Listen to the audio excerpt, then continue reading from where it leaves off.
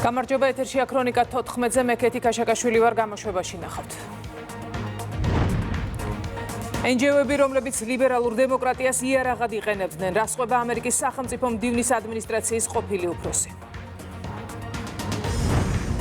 ბოლო 48 საათის განმავლობაში პოლიციამ ნარკოდანაშაულის ბრალდებით 75 ადამიანი დააკავა.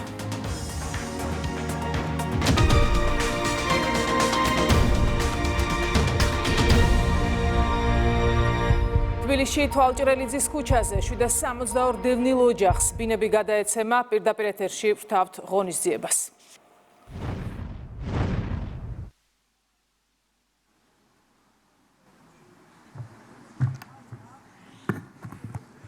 მოგესალმებით, დიდი მადლობა მობრძანებისთვის, მინდა საქართველოს პრემიერ-მინისტრს ბატონ ირაკლი ყობახიძეს ვთხოვო ტრიბუნასთან. მადლობა.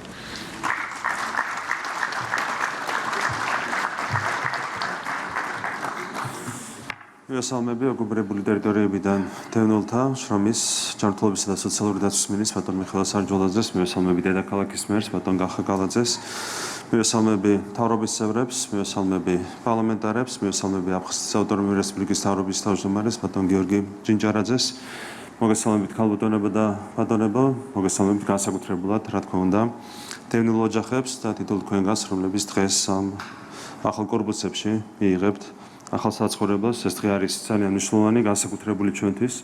დღეს თბილისში თვალჭრელიძის ქუჩაზე 762 დევნილ ოჯახს ახალ სრულად გარემონტებულ საცხოვრებელ ბინას გადავწევთ. ეს ნიშნავს იმას, რომ კიდევ 762 ოჯახისთვის ცხოვრების ახალი, ღირსეული და სტაბილური ეტაპი დაიწყება. ამ ტერიტორიაზე მშენებლობა და განსახლების პროცესი გრძელდება. მომდევნო წლის გაზაფხულზე, როდესაც საცხოვრებელი კომპლექსი სრულად ჩაბარდება, აქ 2426 დევნილი ოჯახი იცხოვრებს. თბილისში ეს ერთ-ერთი ყველაზე მასშტაბური პროექტია, რომლის ჩამორიღებულება ინფრასტრუქტურის ჩათვლით 255 მილიონი ლარია.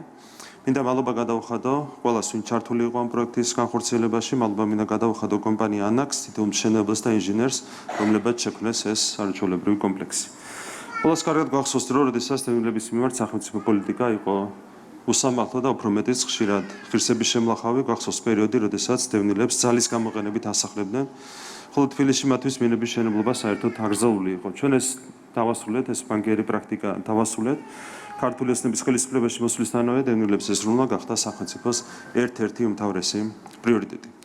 ჩვენი მიდგომა არის მკაფიო, ვიდრე თითოეული დევნილი ოჯახის საკუთარ სახლს არ დაუბრუნდება, სახელმწიფომ უნდა შეგიქმნა ცხოვრების ღირსეული პირობები თითოეულ თქვენგანს. ამ მიდგომას აქვს კონკრეტული ხელშესახების შედეგები. თუ 2012 წლამდე საცხოვრებელი მხოლოდ 19,000-მდე ოჯახს გადაეცა, 2012 წლის შემდეგ ჩვენ ეს რიცხვი გაუორმაგეთ და ბინა უკვე 42,000-ზე მეტმა ოჯახმა მიიღო. პარალელურად წარმატებით გრძელდება პროგრამა სოფლად სახლი, რომლის ფარგლებში 13,000-ზე მეტმა ოჯახმა უკვე შეიძინა კერძო სახლი საკუთარი მიწის ნაკვეთით, მათგან 2,400-ზე მეტმა მხოლოდ მიმდინარე წელს შეიძინა ასეთი სახლები.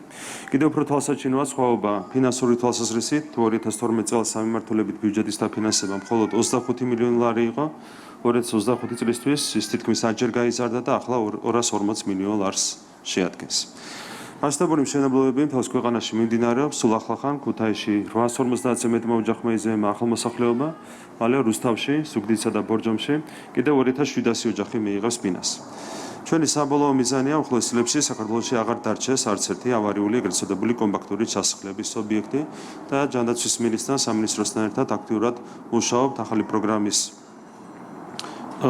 მონახაზზე, რომელიც დააჩქარებს განსახლების კუთხით შესაბამისი პროცესების წარმართვას. ჩვენი მიდგომა არის კომპლექსური, ჩვენ არ ვაშენებთ უბრალოდ სახლებს და კედლებს, ჩვენ გვქონით სრულფასოვან საცხოვრებელ გარემოს, სკვერებით, სტადიონებით და ბავშვთა გასართობი მოედნებით, რათა თქვენ და თქვენმა შვილებმა ჯანსაღ და კომფორტულ გარემოში იცხოვროთ. ამასთან ჩვენ არ ვივიწყებთ, რა თქმა უნდა, არასდროს მთავარს, ჩვენი ოცნება და მიზანია დავბრუნდეთ ჩვენ საფხაზეთსა და სამაჩაბლოში, დავბრუნდეთ საკუთარ სახლებში. ყველას გილოცავთ კიდევ ერთხელ დღევანდელ დღეს ახალმოსახლეობას და გისურვებთ ბედნიერებას, მშვიდობას და კეთილდღეობას ჩვენს ახალ სახლებში. დიდი მადლობა.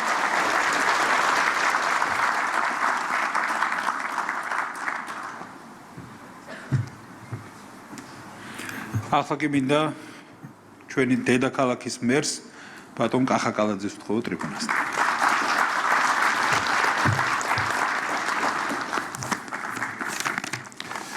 მოგესალმებით, ქალბატონებო და ბატონებო. მივესალმები საქართველოს პრემიერ-მინისტრს ბატონ ირაკლი კობახიძეს, მთავრობის წევრებს, პარლამენტის წევრებს, დამსწრე საზოგადოებას. მოხარული ვარ, რომ მაქვს შესაძლებლობა თბილისში მცხოვრებ 762 ოჯახს მიულოცო ახალ მოსახლეობა და გავიზიარო მათი დიდი სიხარული. რა თქმა უნდა, ძალიან ემოციურია ეს დღე, რადგან საუბარია ოჯახებზე, რომლებმაც გამოსცადეს ომის უბედურება და ძალიან დიდი ტკივილი. ამ ტკივილს ცხადია ვერაფერი გაანელებს, მაგრამ დევნილი მოსახლეობისთვის ღირსეული ცხოვრების პირობების შექმნა ჩვენი მთავრობის ერთ-ერთი მთავარი პრიორიტეტია, რისი დასტურიც არის დღევანდელი დღე. გახსოვთ ალბათ, როგორი დისკრიმინირებული მიდგომა ჰქონდა წინა ხელისუფლებას დევნილთა მიმართ. როგორი მდგომარეობა იყო ბინების მშენებლობის მიმართ, დაკანონებების მიმართ და აღარ გავაგრძელებ ამაზე საუბარს, თუ როგორი ვითარება იყო წლების მანძილზე აღნიშნული მიმართულებით. დღეს 762 დევნილი ოჯახისთვის ცხოვრების ახალი, ბედნიერი ეტაპი იწყება. მათ თვალჭრელიძის ქუჩაზე ახალ აშენებულ თანამედროვე სტანდარტის მქონე 4 საცხოვრებელ კომპლექსში სრულად გარემონტებული ახალი ბინები გადაეცემათ. საბოლოოდ კი იცით, რომ კიდევ 7 ახალი კორპუსი აშენდება და ჯამში 2426 დევნილი ოჯახი დაკმაყოფილდება საცხოვრებელი ფართით. ასევე სასიხარულოა ის ფაქტი, რომ ტერიტორია რა თქმა უნდა იქნება სრულად მოწესრიგებული. საცხოვრებელი კომპლექსის ეზოში მოეწყობა სტადიონები, ბავშვთა გასართობი მოედნები და სავარჯიშო სივრცეები, რაც ძალიან მნიშვნელოვანია როგორც აქ მცხოვრები ადამიანებისთვის, ისე მთლიანად ქალაქისთვის. მე მინდა ვისარგებლო შემთხვევით და მადლობა გადაუხადო იმ გუნდს, რომელსაც ქვია ქართული ოცნება დემოკრატიული საქართველო. ჯერ კიდევ 2012 წელს პარტიის დამფუძნებელი და საპატიო თავმჯდომარე საუბრობდა იმაზე, რომ ჩვენი გუნდის ერთ-ერთი მთავარი მიმართულება იქნებოდა ზრუნვა ადამიანებზე და ჩვენი ქვეყნის მოსახლეობაზე. მადლობა მინდა უთხრა ბატონ პრემიერ-მინისტრს იმ დამოკიდებულებისთვის, რასაც ჩვენ ვიჩენთ და ვაკეთებთ ჩვენი ქვეყნის მოსახლეობის მიმართ და მე რა თქმა უნდა დღეს თქვენთან ერთად ვარ ბედნიერი ადამიანი. მადლობა ჯანდაცვის მინისტრს ბატონ მიხეილ სარჯველაძეს გაწეული შრომისთვის. მინდა ასევე მადლობა გადაუხადო კომპანია ანაკს ამ მნიშვნელოვან პროექტში მონაწილეობისთვის. ვილოცავ ყველას, ვინც წვლილი შეიტანა დღევანდელ დღესასწაულში. ახალ მოსახლეებს კი უსურვებ ბედნიერ ცხოვრებას და წარმატებებს. გილოცავთ კიდევ ერთხელ.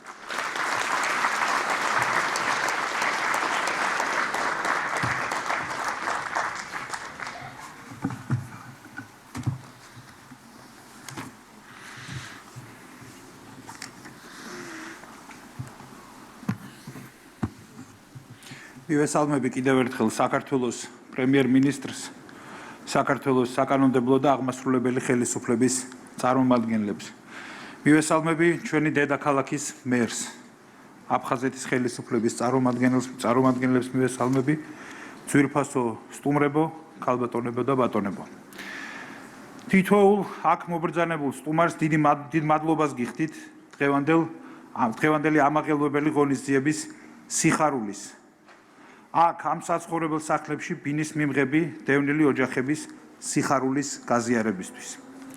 საქართველოს პრემიერ-მინისტრმა ბატონმა ირაკლი კობახიძემ უკვე ისაუბრა იმ გაკეთებული საქმეების შესახებ, რაც დევნილებისთვის უკანასკნელი დროის განმავლობაში გაკეთდა.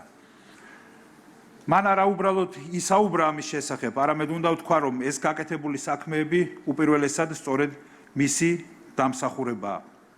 დევნილთა ინტერესების რეალური დაკმაყოფილება, ხარდაჭერა და დაცვა სწორედ ასეთ საქმეებში გამოიხატება და ეს არის მათთვის რეალური დახმარება და არა უბრალოდ ლიტონის სიტყვებით მხარდაჭერა.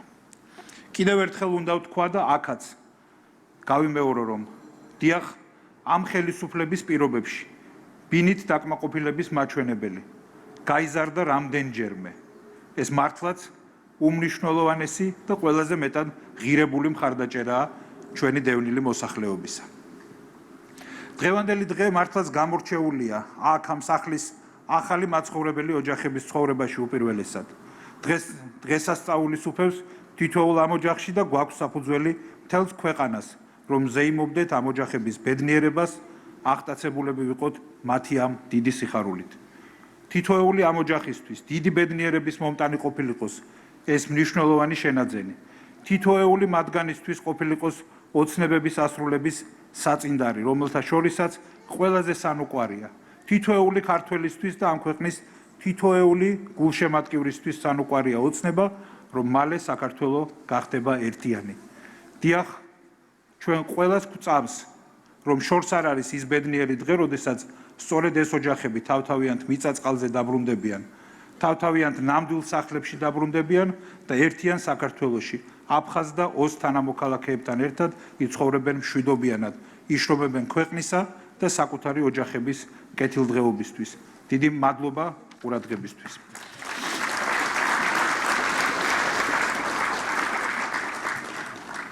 ახლა კი მინდა საქართველოს პრემიერ-მინისტრი და ჩვენი დედაქალაქის მერი კიდევ ერთხელ შევაწუხო, გთხოვთ მობრძანდეთ სცენაზე, რათა რამდენიმე ოჯახს სიმბოლურად გადავცეთ დღეს გასანაწილებელი ამ ბინების გასაღები. რა თქმა უნდა, ამის გარდა ყველას, ვისაც მიკუთვნებული აქვს ბინები, დღესვე შეეძლებათ, რა თქმა უნდა, რომ მიიღონ ბინების გასაღები და უშუალოდ იზეიმონ ახალ მოსახლეობამ. გთხოვთ ამ მიზნით ბატონი მეულუდ მღებრიშვილის ოჯახს, ქალბატონი ქეთევან ნადარეიშვილის ოჯახს და ქალბატონი ნონა მარკოზიას დიდ ოჯახს გთხოვთ სცენაზე.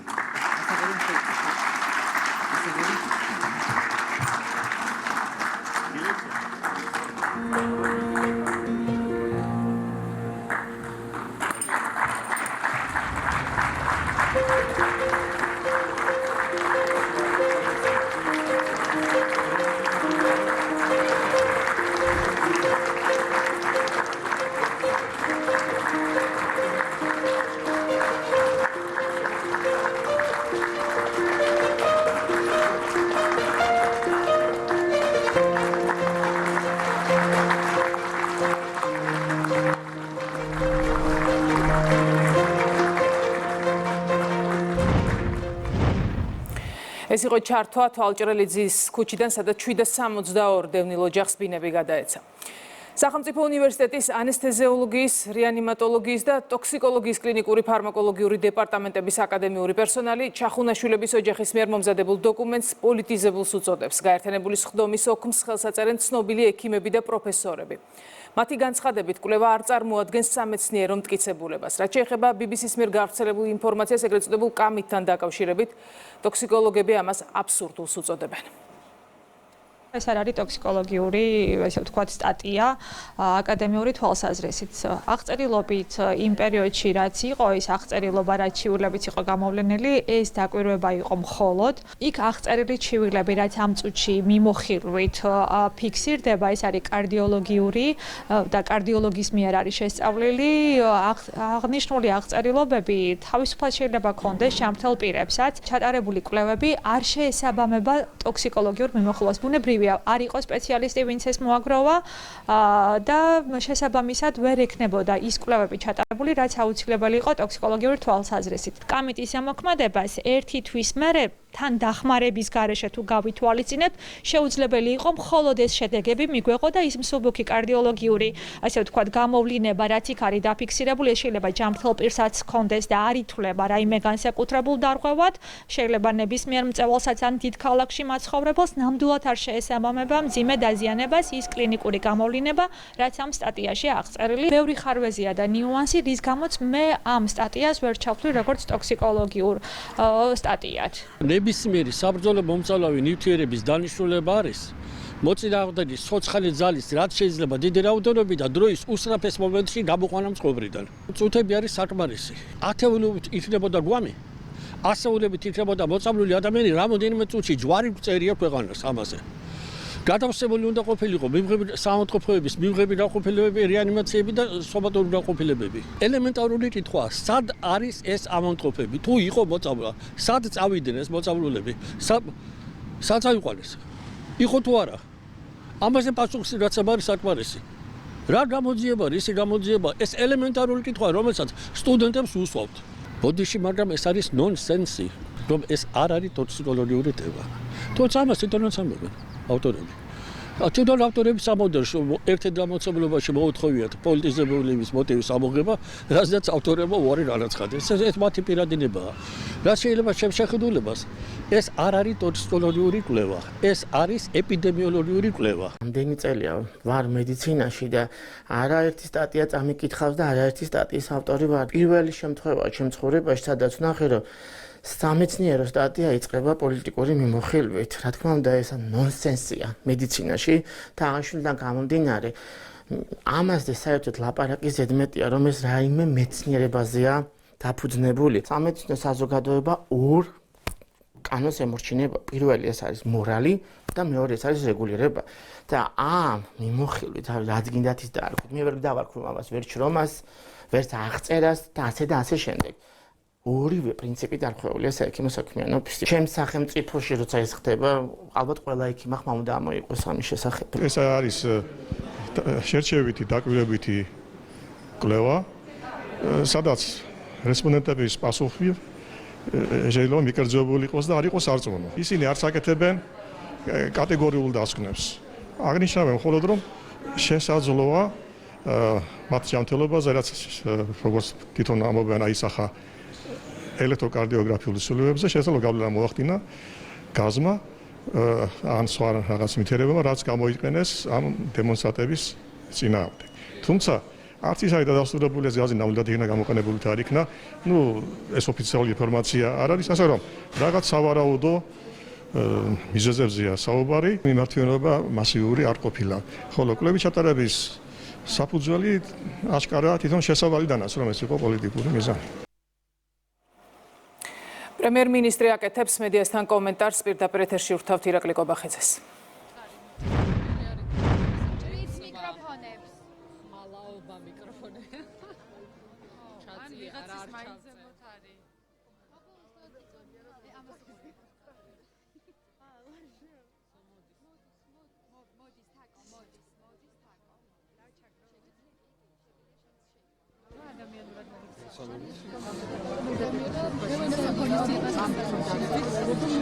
ძალიან მნიშვნელოვანი დღეა.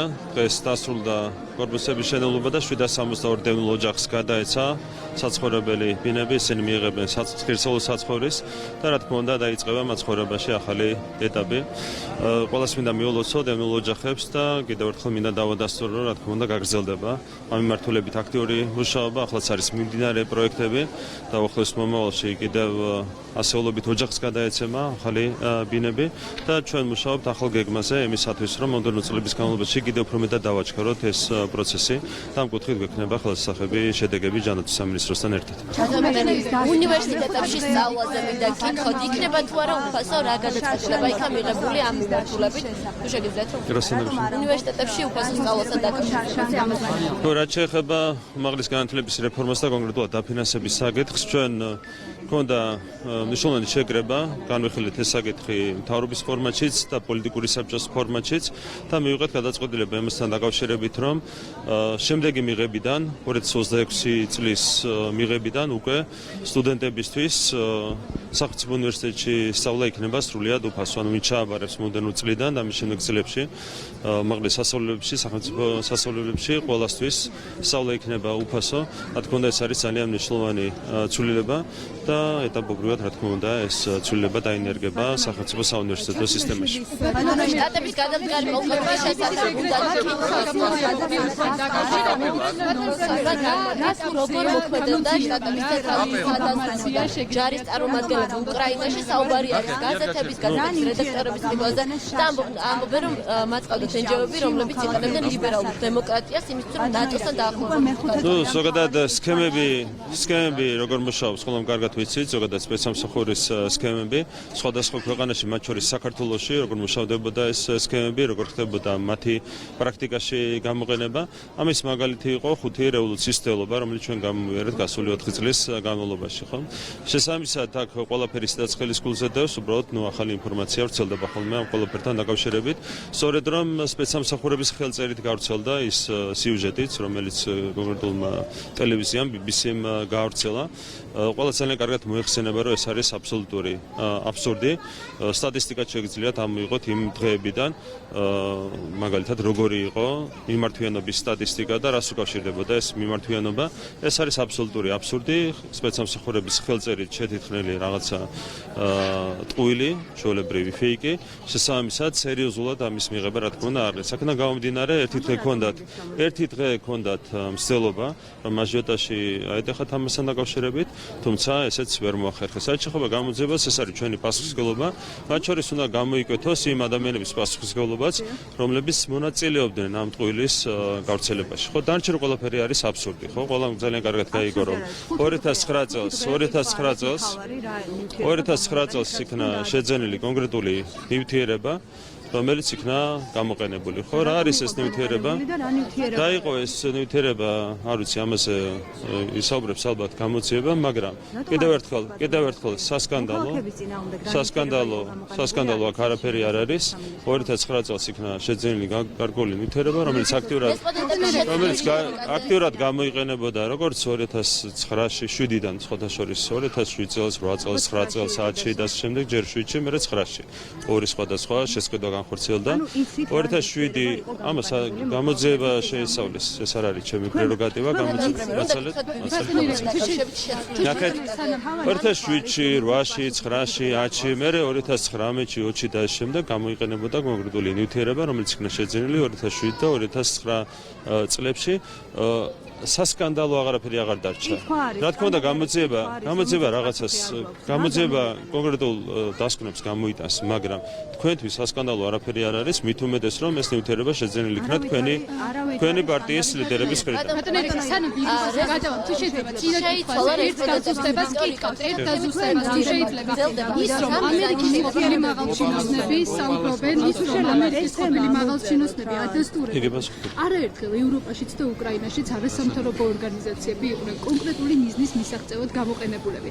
აი ეს განცხადება, ეს კონკრეტული აღიარებები კიდევ ერთხელ ამყარებს თუ არა იმას, რასაც თქვენ აქამდე ამბობდით და რასაც თქვენი ოპონენტები ამბობდნენ, რომ ეს რა თქმა უნდა, ამ შემთხვევაში საუბარია სპეცსამსახურების შართულობაზე, მანამდე ჩვენ საუბრობდით იგივე USAID-ის და NED-ის შართულობაზე და ეს დაადასტურა ტრამპის ადმინისტრაციამ, როგორ ხდებოდა მტრული მიზნებით კონკრეტული სქემების გამოყენება, მათ შორის ჩვენი სახელმწიფოს წინააღმდეგ. ხო, თქვენ გახსოვთ რა მხელა აჟიოტაჟი ატახეს, როდესაც ჩვენ დავაინიციირეთ გამჭვირვალობის შესახებ კანონი. რეალურად დღეს უკვე ამერიკული ადმინისტრაცია, მისი წარმომადგენლები ადასტურებენ, რომ კონკრეტული მექანიზმები, უცხოური დაფინანსების მექანიზმები გამოიყენებოდა მტრული საქმიანობის ჩვენი ეროვნული ინტერესების წინააღმდეგ. და კიდევ ერთხელ მინდა შეგახსენოთ ის სამარცხვინო აჟიოტაჟი, რომელიც მაშინ შექმნეს ხელოვნურად კონკრეტულმა ელჩებმა, კონკრეტულმა მედია საშუალებებმა, კონკრეტულმა პოლიტიკურმა პარტიებმა, კონკრეტულმა NGO-ებმა. ეს იყო მტრული საქმიანობა საქართველოს სტრატეგიული ეროვნული ინტერესების წინააღმდეგ. რა თქმა უნდა, ეს ინფორმაციაც, რომელიც გავრცელდა კონკრეტული მაღალჩინოსის მხრიდან, არის კიდევ ერთი დადასტურება იმისა, რომ საქართველოს წინააღმდეგ, საქართველოს ეროვნული ინტერესების წინააღმდეგ გამოიყენებოდა კონკრეტული სქემები, მათ შორის სპეცსამსახურების შართულობით და მათ შორის კონკრეტული ორგანიზაციების შართულობით.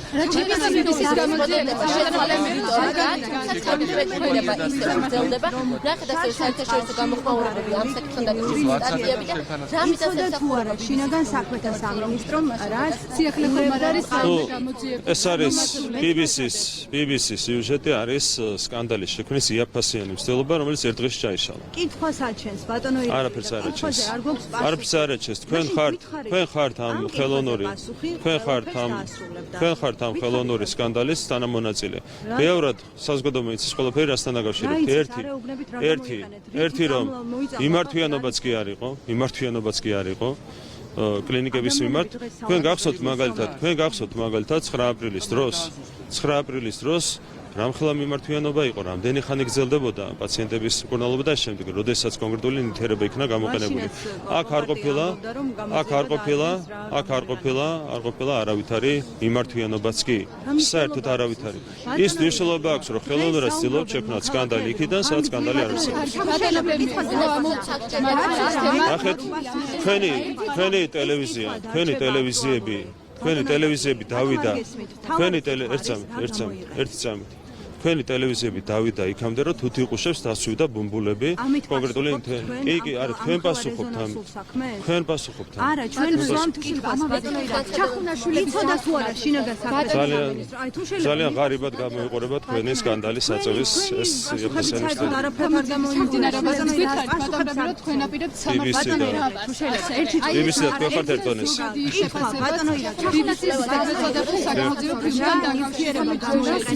ეპიზოდის არ პასუხობთ, თუ კი იცით რომ აკრძალული არ იყო გამოყენებული, გითხარით რა გამოიყენა შესწავლებზე განხორციელდა ეს დასკვნები, რაც არის და შესაბამისად არ არის სარწმუნო არასაკმარის ცეკლებისთვის, აი რას ნიშნავს აი ეს დასკვნები? ხო, მე არ ვიცოდი და თან გაირკვა რომ მამაშვილი ჩახუნაშვილების სამეცნიერო სტატია თორმე იწყება პოლიტიკური აბზაცებით და განცხადებებით. ხო, ეს ყველაფერი რა თქმა უნდა BBC როცა ეყნობა ზოგადად მამაშვილ ჩახუნაშვილებს ძალიან კარგად რომელიც დაადასტურა მამაშვილ ჩახუნაშვილებს როცა ეყნობა BBC ეს უკვე ტრაგიკულ მდგომარეობაზე მიუთითებს რაც არის შექმნილი ამ კონკრეტულ ტელევიზიაში ხო კიდევ ერთხელ გაიმეორებ რომ არაფრიდან სკანდალს ვერ შექმნით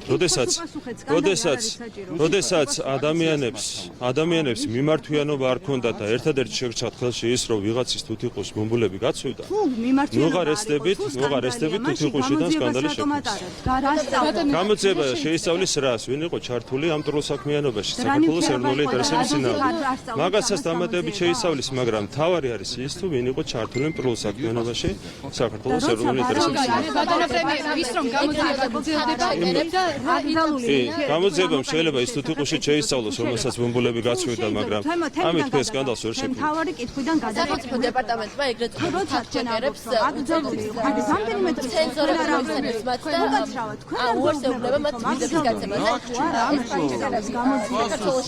და გამოძიება მაშინ რა გითხარით რა არის გამოყენებული არ ნერვულობ კითხვაზე პასუხი არ გვაქვს ბატონო ირაკლი და სულ დაისმევა ეს კითხვა თუთიყუშის კარგად იქნება საუბარი რომელსაც ცენზორებად მოიწევს ეს არის თქვენი მიზანი რომ გადაიტანოთ და მთავარი კითხვა დღის წესრიგიდან მოიხსნას რაც არ მოიხსნება თუ თქვენ ამბობთ რომ გამოძიება თუ თქვენ ამბობთ რომ ის აკრძალული ნივთიერება გამოყენებული არ იყო მაგრამ რაც გამოვიყენეთ იყო თუ არა აკრძალული თუ დასაშვები ამას გამოძიება დაადგენს მე მაქვს კითხვა შინაგან საქმეთა სამინისტრომ გამოყენებამდე იცოდა რა გამოიყენა და თუ იცოდა მაშინ გითხარით თუ დოკუმენტს გაასაჯაროთ საერთოდ მოიხსნება ეს შინაგან საქმეთა სამინისტრომ იცოდა რომ იყენებდა წყალს, იყენებდა კონკრეტულ ნივთიერებას, იყენებდა კონკრეტულ გამხსნელს, კონკრეტულ ნივთიერებას, რომელიც იქნა შეძენილი თავის დროზე. დანარჩენს გამოძიება შეისწავლის, მაგრამ თქვენ მინდა დაგარწმუნოთ, რომ ერთ-ერთი არ ვიცი, შეიძლება თქვენი პარტიის კონკრეტულ ლიდერებს, მაგალითად ვანო მერაბიშვილს შეექმნას გარკვეული პრობლემა, თუ მან შეიძინა რაღაც ისეთი, რაც არ უნდა შეეძინა თეორიულად ლაბორატორიულ ამაზე. მეტი არაფერი. დანარჩენ ყველაფერი იქნება კარგად, თქვენი რესპონდენტის თუთიყუში ჩადით. რომელიც თქვენ წამოიდგინეთ აი BBC-ს გამოყენებს თუ შეიძლება ანუ ეს ეგრეთ წოდებული ფაქტ-ჩეკერები ბატონო ირაკლი ძალიან კარგად მოიხსენებათ ვინ არიან ეს ეგრეთ წოდებული ფაქტ-ჩეკერები ესეც იყო სპეცსამსახურების მიერ დამუშავებული სქემა და მთელი ნონსენსი ამ ყველაფერში მდგომარეობს რაში რომ ორგანიზაციებს რომლებსაც ეწოდებათ ფაქტების გადამოწევაზე პასუხისმგებელი ორგანიზაციები თავად ავრცელებდნენ და დღემდე ავრცელებენ ყვილებს. ეს არის სპეცსამსახურების მიერ დამუშავებული ჩვეულებრივი სქემა და სწორედ რომ ნაცმოძრაობის წიაღიდან წამოსული ადამიანების საფუძველზე შეიქმნა სპეცსამსახურების მიერ საქართველოში ეს სქემა. ნუ აქედან გამომდინარე ყველაფერი არის ნათელი ამასთან დაკავშირებით. ნუ ასეთ ადამიანებს ზოგადად ვიზები არ ეკუთვნით და თუ ეს მიდგომა აქვს სახელმწიფო დეპარტამენტს ეს არის ძალიან კარგი. თუ შეიძლება BBC-სთან დაკავშირებით ერთ დავასრულოთ აღარ უჩი ოპოზიცია ამბობს რომ აკრძალავს ამ მიმართულებით მუშაობას და აუცილებლად მიიღებს ამერიკის შეერთებული ხო BBC არ მომეწონა თქვენ ხედავთ რა ამის პერსპექტივას რომ მეგობარი აქტივი ნახეთ ჩვენ რა თქმა უნდა იმედი გვაქვს რომ თლიანობაში შეიძლება ამერიკული ხელისუფლების დამოკიდებულება საქართველოს მიმართ ეს არის ზოგადი ოპტიმიზმი რომელიც შეგვიძლია შეუძლია გამოვხატოთ ჩვენ მოთმინებით ველოდებით რა თქმა უნდა მათ პოზიცია საქართველოსთან მიმართებით და იმედი გვაქვს რომ ის აბსოლუტურად უხეში და უსამართლო დამოკიდებულება რომელიც იყო 2024 წლამდე შეიცვლება ახალი მიდგომებით. რაც ხდება კონკრეტულ აქტებს ამას არ აქვს არსებითი მნიშვნელობა. ჩვენ მთავარია რომ გვაქვს კონკრეტული განაცხადი გაკეთებული ამერიკის შეერთებული შტატების მიმართ და ველოდებით საფასუხო რეაქციას მიმოქმედებით იმის და მიხედვით როგორ იქნება საფასუხო რეაქცია.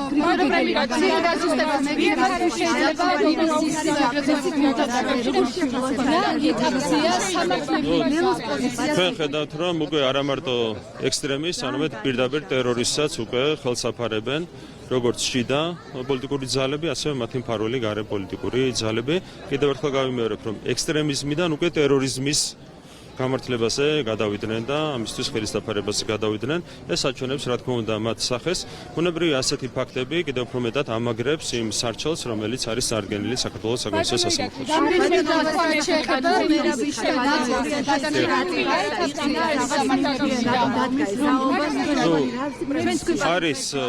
არის შემთხვევები, როდესაც არასრულწლოვანები ჩადიან კონკრეტულ დანაშაულებს და ამასთან დაკავშირებით არის საჭირო შესაბამისი რეაგირება და ამის მექანიზმები არის გათვალისწინებული სისხლის სამინისტროს კანონმდებლობაში და ზოგადად კანონმდებლობაში და ჩვენთვის თავარი არის რა რომ ბავშვები რომლებსაც რთავენ კრიმინალურ საქმიანობაში მაქსიმალურად ავარიდოთ ასეთ საქმიანობას ეს არის სწორედ პრევენციული მიზანი რომელიც არის ახალ კანონმდებლობაში და პროექტში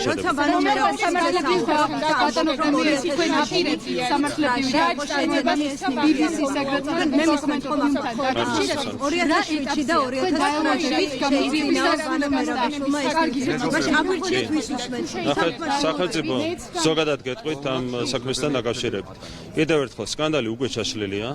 რაც ხდება გამოძიებას სხვადასხვა მიმართულებით წარიმართება, მათ შორის ეროვნული ინტერესების აზიანო საქმიანობაში ვინ იყო ჩართული, შეგინებულად ავრცელებდნენ ისინი ამ ცრუ ინფორმაციას თუ რასაკეთებდნენ და ამ შემდეგ ამ ყველაფერს გაეცემა პასუხი. სახელმწიფო უსაფრთხოების სამსახური შეესაბამის ყველაფერს.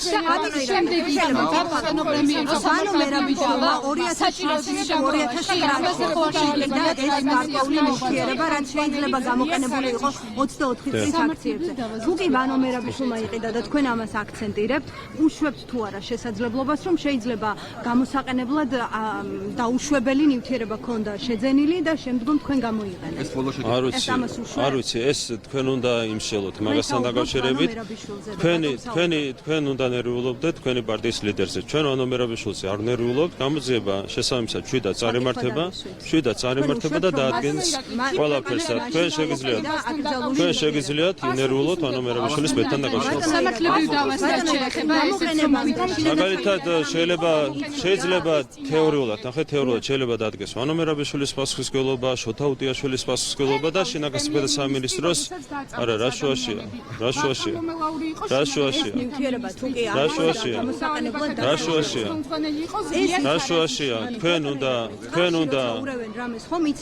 თქვენ უნდა შესაძლოა რომ ხნილს იყენებს და ხნილის შემცველობასთან დაკავშირებით 2007 წელს და 2009 წელს იქნა მიღებული გადაწყვეტილება. რა ხნილი ამას ახლა იძიებს გამოძიება ის მითხარით. სულ ახლა იძიებს რა ხნილი გამოიყვანოს. გადასტურეთ რომ იმ კოდის ქვეშ არსებული ნივთიერება იყო შეზავებული. ერთ რამეს გეტყვით კიდევ ერთხელ მოკლედ. სკანდალი დამთავრებულია. სკანდალი ჩაშლილია. სკანდალი ჩაშლილია.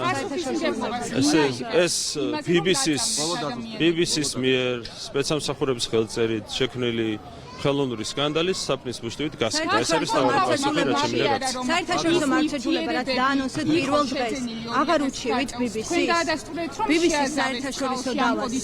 ვახტანგ გომელაურმა დაადასტურა ის რომ ის ფხნილი და სხვა საშუალებები რომლებიც იქნა გამოყენებული შეძენილი იქნა დიახ 2009 წელს და 2007 წელს. ეს დაადასტურა გომელაურმა. ვახტანგ გომელაურს უნდა ცოდნოდა ფხნილის დანიშნულება და ვახტანგ გომელაური არ არის ქიმიკოსი რომ 2007 წელს და 2009 წელს შეძენილი ფხნილი გადაიმოწმებინა. 2009 წელს შეძენილი პირიქით უნდა გადაამოწმოს. ბატონო 2009 წელს შეძენილი შეიძლება ვარგისიანობის ვადაც ქონდეს ამოწმებული. ანუ ეს არ უნდა ყველაფერს სკანდალი ჩაიშალა დანარჩენს გეტყვით სულ. შეიძლება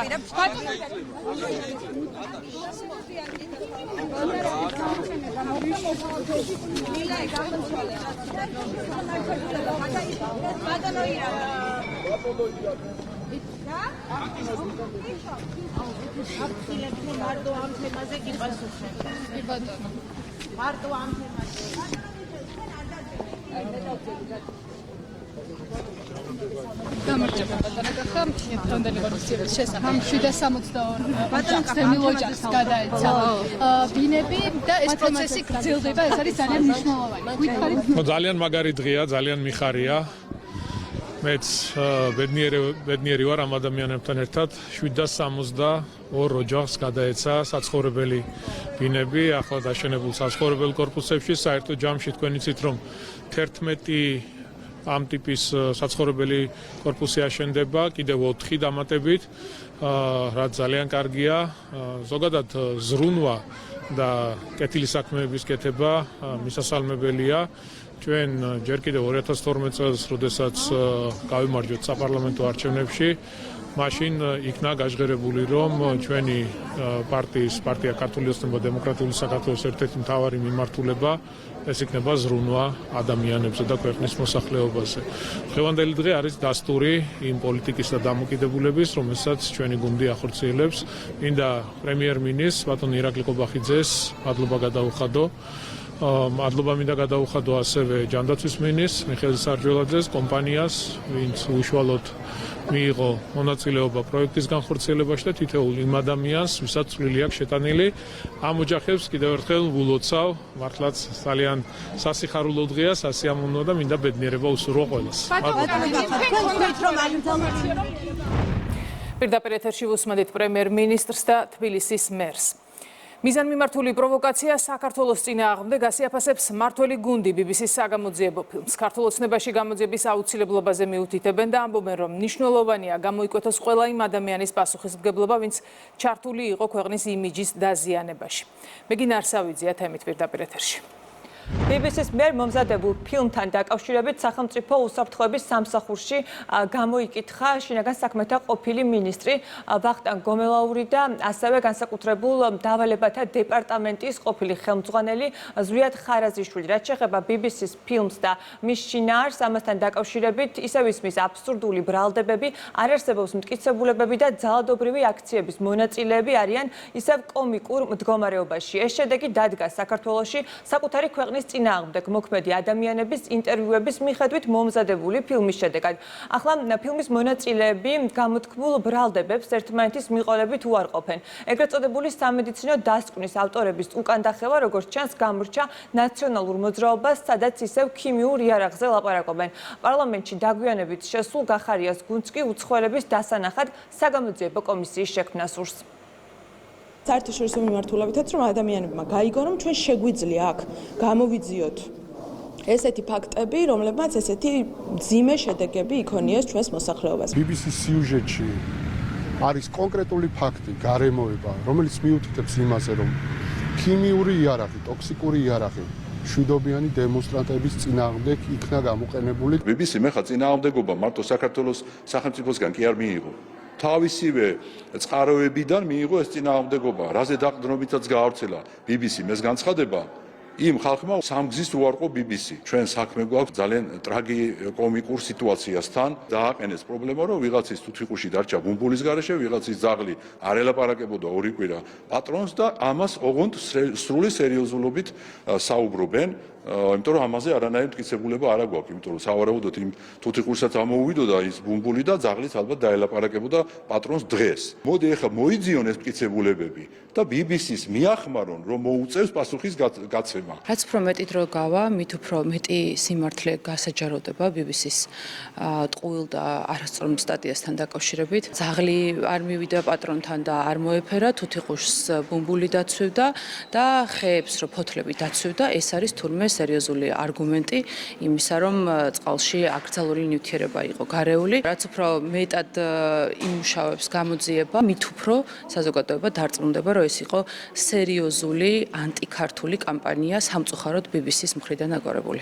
ერთი მხრივ ეს არის სრულიად აბსურდის თეატრი, რომელზედაც ცდილობენ საზოგადოებას თვალებში ნაცარი შეაყარონ და ამისთვის იყენებენ იმდენად მდარე რიტორიკას, არარსებულ მტკიცებულებებს, ვითომ ჩატარებულ სამედიცინო კვლევებს, არ ერიდებიან ჩვენი ქვეყნის მტრები, ასე დავარქვე პირდაპირ და აი სრულიად აბსურდულ რაღაცა ზღაპრულ გარემოებებს მოიშველიებენ არგუმენტებად საკუთარ შინაურ ცხოველებზე და ასე შემდეგ.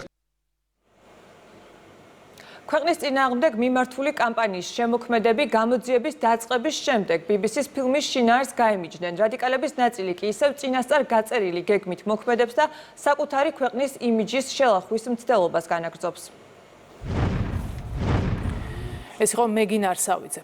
ამერიკის შეერთებული შტატების არმიის გადამდგარმა პოლკოვნიკმა და სახელმწიფო მდივნის ადმინისტრაციის ყოფილმა უფროსმა ლოურენს ვილკერსონმა აღმოსავლეთ ნორვეგიის უნივერსიტეტის პროფესორის გლენ დისენის პოდკასტში ამერიკის შეერთებული შტატების მიერ არასამთავრობო ორგანიზაციების გამოყენებაზე ისაუბრა. მან აღნიშნა, რომ სხვადასხვა ქვეყანაში, მათ შორის საქართველოში, იყენებდნენ არა ცენტრალურ სადაზვერვო სააგენტოს, არამედ ყავდათ NGO-ები, რომლებიც ლიბერალურ დემოკრატიას იარაღად იყენებდნენ. ლოურენს ვილკერსონმა უკრაინის მაგალითზე განიხილა, თუ როგორ მოქმედებდნენ ამერიკის შეერთებული შტატების ცენტრალური სადაზვერვო სააგენტოსა და ჯარის წარმომადგენლები NGO-ების გამოყენებით ქვეყნის ნატოსთან დაკავშირების მიზნით, მისივე თქმით, ანალოგიური ქმედებები საქართველოშიც განხორციელდა. ეს ყველაფერი ძალიან ადრე დაიწყო ერთსა და იგივე დროს. ჩვენ ყიდულობდით გაზეთებსა და რედაქტორებს, ყიდულობდით გაზეთებს, ყიდულობდით ტელეკომპანიებს, ვიყენებდით NGO-ებს, ისე რომ არ იცოდნენ დაზვერვის აგენტები იქაც თუ ყავდა და ვასწავლიდით, იარაღს ვაწვდიდით ლიბერალურ დემოკრატიას. იგივე გავაკეთეთ საქართველოში. ეს ყველგან გავაკეთეთ და ძალიან წარმატებულები ვიყავით. მახსოვს ხალხი მეკითხებოდა თქვენი აზრით, რატომ თქვა უცებ ამ ხალხმა უარი ნეიტრალიტეტზე და ნატოში გაწევრიანება მოინდომა. გინდათ იცოდეთ რატომ? ჩვენ ავაწყვეთ მათი მთავრობები, ჩვენ ვუხდიდით ფულს მათ მთავრობებს. ეს არის მოდელი, რომელიც ადრეც გამოგვიყენებია და შემდეგ ის ევროპაში გამოვიყენეთ. ჩვენ ყავდა NGO-ები, რომლებიც ლიბერალურ დემოკრატიას იყენებდნენ იარაღად. ხალხის იმაში დასარწმუნებლად, რომ პირველი რუსები და მეორე საუკეთესო თავდაცვა ლიბერალური დემოკრატია და თუ გინდათ ლიბერალური დემოკრატია, უნდა გააკეთოთ ესა და ეს და პირველ რიგში ნატოში უნდა მოხვიდეთ. რა შეფასებები კეთდება თბილისში ამერიკის სახელმწიფო მდივნის ადმინისტრაციის ყოფილი უფროსის ამ განცხადებაზე, ამას ნინი გოგიშვილი გვეტყვის.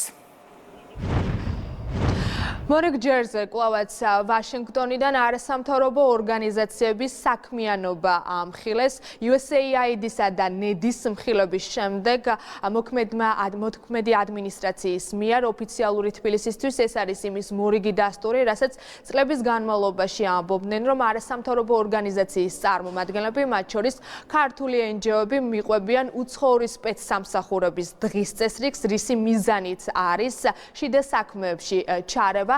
ამის არაერთი მაგალითი არსებობს, ამბობენ მართლ პარტიაში, ეს იყო რევოლუციის მოწყობის ხუთი მცდელობა, დეზინფორმაციების გავრცელება და საზოგადოებაში მღელვარების ხელოვნურად შემოტანა. ოფიციალურ ფაქტებს კი ახლა უკვე ამერიკის ყოფილი მაღალჩინოსნის ეს განცხადებაც დაემატა. საბოლოო ჯამში მართველი გუნდისთვის ეს არის კარგად გაშიფრული სქემა, თუმცა მიუღებელია, როდესაც სხვადასხვა ქვეყნები ამ ხერხს მიმართავენ, ეს არ არის პარტნიორული დამოკიდებულება, ამბობენ ისინი და იმედოვნებენ, რომ მათ შორის ამერიკის შეერთებული შტატების ახალი ადმინისტრაციის პირობებში ეს მიდგომა შეიცვლება. თავის მხრივ სახელისუფლებო პარტიის განმარტებით ისინი მაქსიმალურად ცდილობენ, რომ უცხოური სპეცსამსახურების გავლენები საქართველოში არ გავრცელდეს. სწორედ აქედან გამომდინარე, ჯერ კიდევ 2022 წელს ღიად დაიწყო საუბარი, რომ აუცილებელი იყო გამჭვირვალობის მიზნით შესაბამისი კანონების მიღება. არსებობს ფაქტები, როგორც უკვე გითხარით, არსებობს განცხადებაც, თუმცა ოპოზიციას არ სურს ამ საკითხთან დაკავშირებით კომენტარის გაკეთება.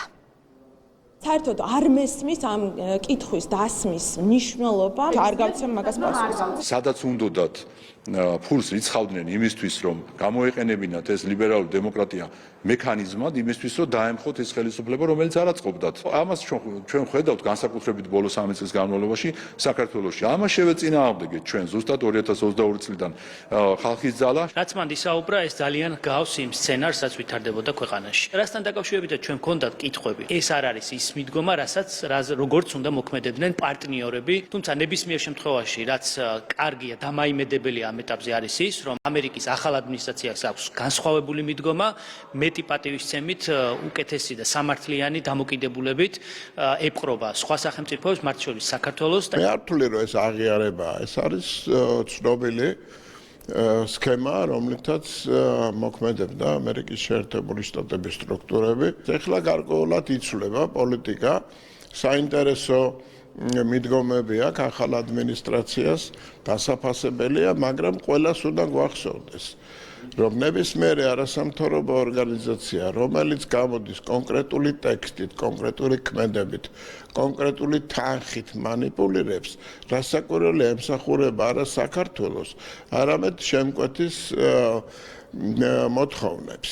შემკვეთის მოთხოვნები ხშირ შემთხვევაში არის იმ უპირისპირდება იმ ინტერესებს, რომელიც ჩვენ ქვეყანას გააჩნია. USAID-ის ნედის სკანდალის შემდგომ კიდევ ერთხელ დადასტურდა, რომ NGO სექტორთან მიმართებით გამჭირვალეობის შესახებ კანონმდებლობა, რომელიც ჩვენმა ქვეყანამ მიიღო, იყო აუცილებელი ბერკეტი იმისთვის, რომ სპეცსამსახურების საქმიანობაზე მომხდარიყო სახელმწიფოს მხრიდან ადეკვატური რეაგირება და NGO-ს თანამშრომლები, NGO-შნიკები ეგრეთ წოდებული, მათი ნებით თუ ნების გარეშე არ ყოფილიყვნენ გამოყენებული საკუთარი სამშობლო, საკუთარი ქვეყნის წინააღმდეგ დაგეგმილ ძალიან მზაკრულ მიზნებში და გეგმებში. ეს არის სქემა, რომელშიც ჩართული არიან არა მხოლოდ არასამთავრობო სექტორი, ვინც კონკრეტული დაფინანსების მეშვეობით ანხორციელებენ იმ სახელმწიფოს საწინააღმდეგო მოქმედებებს, არამედ მათ შორის ის მედია საშუალებები, რომელიც ჩვენ შემთხვევაში ეს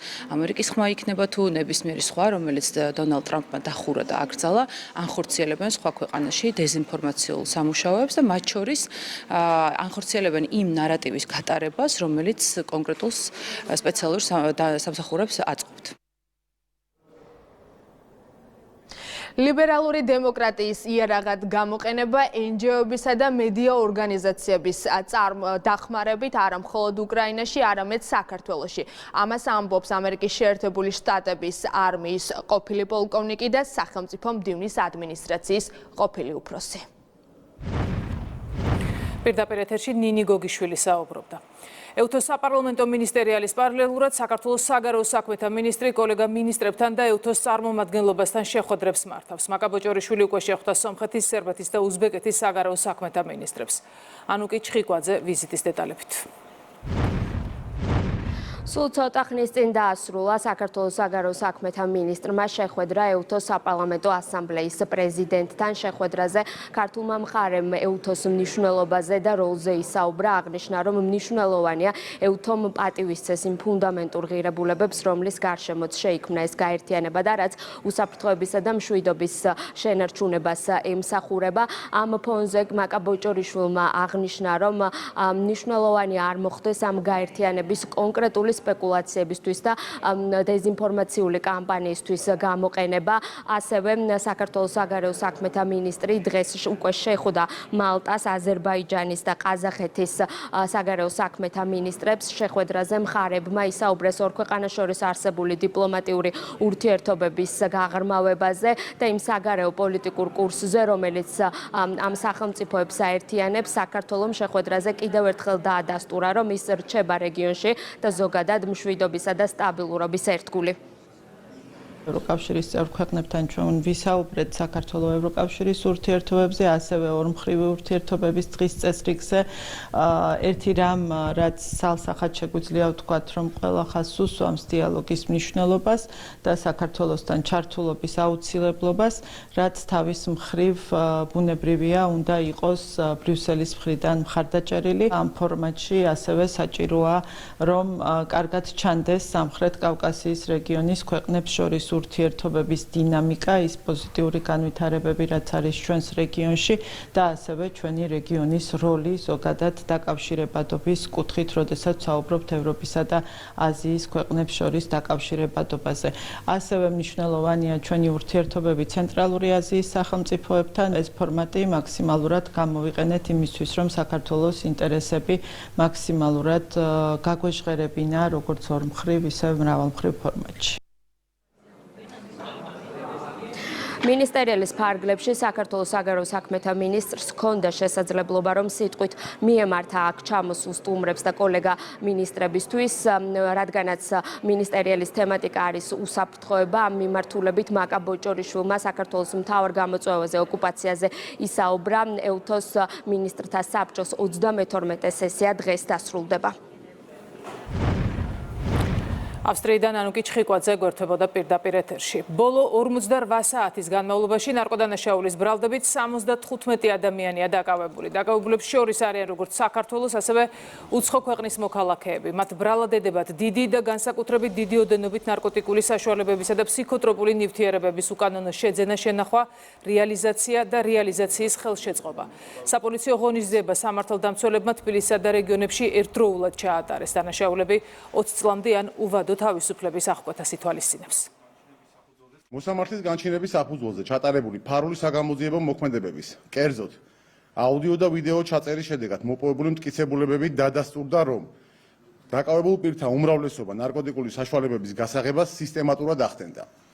ისინი რეალიზაციისთვის სხვადასხვა გზებსა და მეთოდებს მიმართავდნენ. სამართალდამცველებმა ბრალდებულების პირადი, ავტომობილებისა და საცხოვრებელი სახლების შეკის შედეგად, ასევე ჩატარებული საგამოძიებო ექსპერიმენტის დროს მათ მიერ მისდებული ადგილებიდან მივტკიცებად ამოიღეს სარეალიზაციოდ გამზადებული დიდი ოდენობით ნარკოტიკული საშუალება და ფსიქოტროპული ნივთიერება, მათ შორის კოკაინი, ჰეროინი, ალფა PVP, MDMA, მეთადონი, სუბოტექსი, ბუპრენორფინი, პრეგაბალინი, ლირიკა და მარიხუანა. პოლიციის მიერ ასევე ამოღებულია თერთასროლი იარაღები, ნარკოტიკული საშუალებების დაფასებისთვის საჭირო მასალები და სავარაუდოდ ნარკოტიკების რეალიზაციის შედეგად მიღებული თანხა. უკრაინის ანტიკორუფციული ბიურო და უშიშროების სამსახური რადის დეპუტატის ანა სკოროხოდის სახლში ჩხრეკას ატარებს. უკრაინული მედიის ცნობით დეპუტატი დიდი ოდენობით ქრთამის აღებაშია ეჭვმიტანილი, კერძოდ კი ის თანამოაზრეებთან ერთად ერთ-ერთი ბიზნესმენისგან ქრთამის სახით $250,000 ითხოვდა. სკოროხოდი ბრალდებას უარყოფს და საგამოძიებო მოქმედებებს უკრაინის ხელისუფლების მხრიდან მასზე, როგორც ოპოზიციონერ დეპუტატზე პოლიტიკურ ზეწოლად აფასებს. ამერიკის შეერთებული შტატების ვიცე-პრეზიდენტი ჯეიდი ვენსი აცხადებს, რომ უკრაინის სამშვიდობო პროცესში გარკვეული პროგრესია და იმედოვნებს, მომდევნო რამდენიმე კვირის განმავლობაში შეთანხმების მიღწევა შესაძლებელი იქნება. გუშინ მაიამიში დახურულ კარს მიღმა ამერიკა უკრაინის დელეგაციების შეხვედრა გაიმართა, თუმცა შედეგებზე დისკუსიის მონაწილეებს კომენტარი არ გაუკეთებიათ. უკრაინის პრეზიდენტი ამბობს, რომ კიევი მოვლენების განვითარების ნებისმიერი ვარიანტისთვის მზად არის, სამშვიდობო მოლაპარაკებები კი გრძელდება.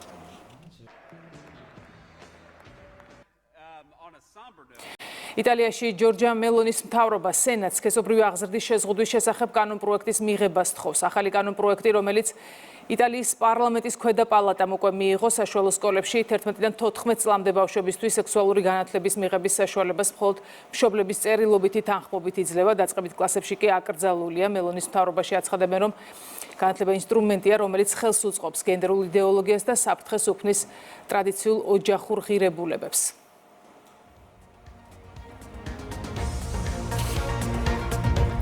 ქრონიკა 14-ზე დასრულებულია, ეთერში დავბრუნდებით 16 საათზე. დროებით.